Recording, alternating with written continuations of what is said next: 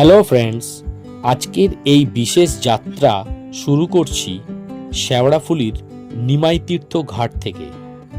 অধিকাংশ ভক্তরাই এখান থেকে গঙ্গাজল সংগ্রহ করে তারপর 39 কিলোমিটার দীর্ঘ পথ পায়ে হেঁটে কাঁধে বাঁক নিয়ে তারকেশ্বর পৌঁছায় বাবার মাথায় জল ঢালেন।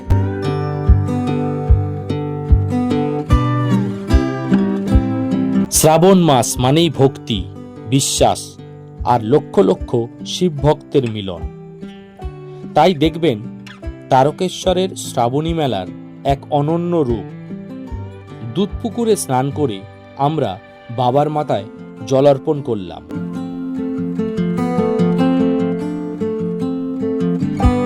প্রশাসনের নিরাপত্তা ব্যবস্থা, ভক্তদের সুবিধার্থে রাস্তা, ব্যারিকেড, মেডিকেল ক্যাম্প, পানীয় জলের ব্যবস্থা সবকিছুই যথেষ্ট ভালো অ্যারেঞ্জমেন্ট।